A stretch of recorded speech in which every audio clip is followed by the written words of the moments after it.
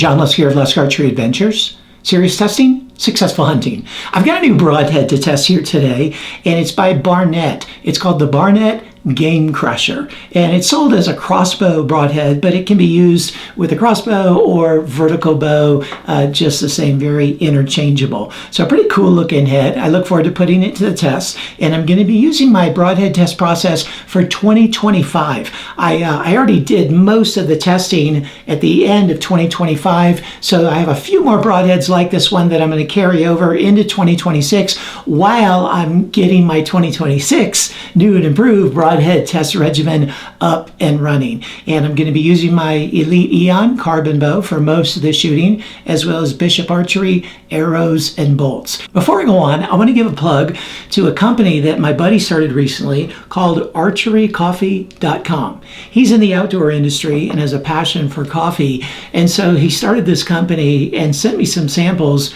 And man, it's really good, okay? I've been pounding this stuff, okay? There's all kinds of different varieties and beans and stuff, but it's all really top tier. And he gave me a discount code. So if you go to their website, archerycoffee.com, and you use LUSK10, you could save 10% on any order. So check them out. Okay, without any further ado, let's zoom on in here and check out this BARNETT Gamecrusher and then put it to the test. Here's a good look at the Gamecrusher, and you might notice that this looks remarkably similar to the Ozcut Creature, spelled with a K. And you might have seen my test of that broadhead, and that's because it's a collaboration. BARNETT borrowed some of the technology and design of the Ozcut Creature, and they worked together, it says it right on the package, to create this Gamecrusher broadhead. This is 100 grains, and this one was donated to me by a buddy of mine that has a website called The Arrow Builder, and that's also the name of his Instagram page, just The Arrow Builder, no spaces, no punctuation in between. And check out his website, check out his Instagram page. You'll find all kinds of great information and products as well. So thank you for that donation. We all benefit from it. Okay, so first of all, the materials, it's all stainless steel. It's all 420 stainless steel. You've got this hybrid fixed blade head, and then you've got a front deploying mechanical. So this fixed blade head in the front has a cutting diameter of 0.625. Not too big, just enough to help it fly really good and also open a decent wound channel. So 0.625 there, and then these blades in the closed position give you 0.7 inches of cut. So even if the blades were not to open, you're getting 0.6 plus 0.7, 1.325 inches of cut in the closed position. That's not shabby, but these blades do open, okay, and they're just forced back by the pressure put on the blades. There's no O-rings or deployment arms, but you open one, they both relax and open up, and you've got a full cutting diameter there of 2 inches. So 2 inches from the mechanical, 0.625 from the fixed blade. And you notice that these mechanicals, unlike the Ozcut Creature, they're curved, which I really like. That's just going to give you a more efficient slicing motion as it penetrates. The total length of the broadhead, beyond the end of the arrow, is 1.35 inches. And the price comes out in a pack of 3. It comes out to $11.67 per broadhead. So not very expensive broadheads. And you can use for resharpening, if you want to resharpen them, which why wouldn't you? You can use the Stay Sharp guide called The Answer. That's like their new catch-all sharpener. You can sharpen a lot of different broadheads with it, and it would work really well with this one. And so really looking forward to putting this Gamecrusher to the test and seeing how it performs.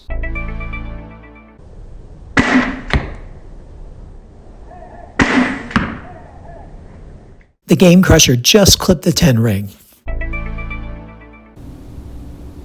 It took 190 grams of force to cut through the wire, which is a 10 on a 10-point scale, plus a bonus of 0.1 for being under the threshold of 200.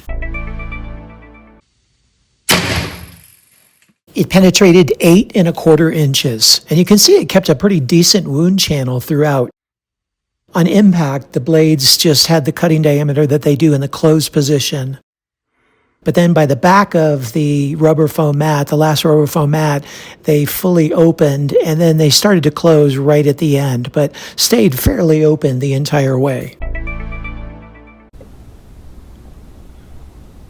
It took an additional 61 grams of force to cut through the wire, which is an 8.78 on a 10-point scale.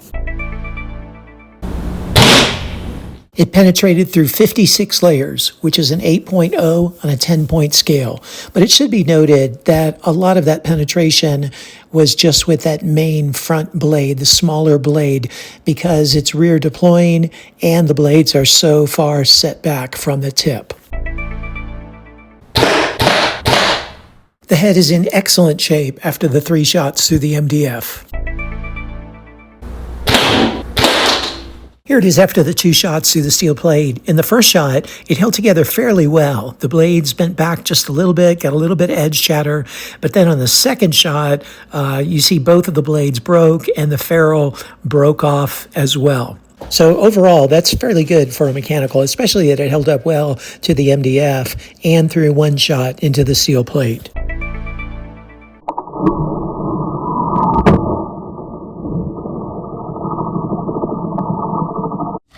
So here's the head after the cinder block test. Now, you saw that it held up well to the MDF, and then on the second shot into the steel plate, it really fell apart. I mean, the ferrule broke off, half of it did, and the blades came out, got dislodged, so it failed in that sense. But that was on the second shot. It held together well through the first shot. And then into the cinder block, I went ahead and shot a new one, and you see it did actually relatively well, except it lost that front piece and a little bit of this bottom blade, but it lost a chunk of the blade. But otherwise, pretty impressive durability for the cinder block. So what'd you think? Hey, it did better than I thought. I wasn't exactly sure what to expect. I didn't know what the durability would be like. I didn't know what the penetration would be like. And I was fairly surprised with it and fairly impressed. Now, I consider it like a middle-of-the-pack broadhead. There's certainly a lot that are way worse. There are a number of them that are quite a bit better as well, even in this hybrid category. That being said, it's no slouch. So you check out the score sheet and see how it performed in the areas that matter to you the most and see if it might be a good fit for you. And please stay tuned for the overall cumulative score, as well as the corresponding Lusk grade, and stay tuned for a list of all the discount codes I can offer just to help you save some money in the field. Hey, thanks for tuning in. Look forward to seeing you next time.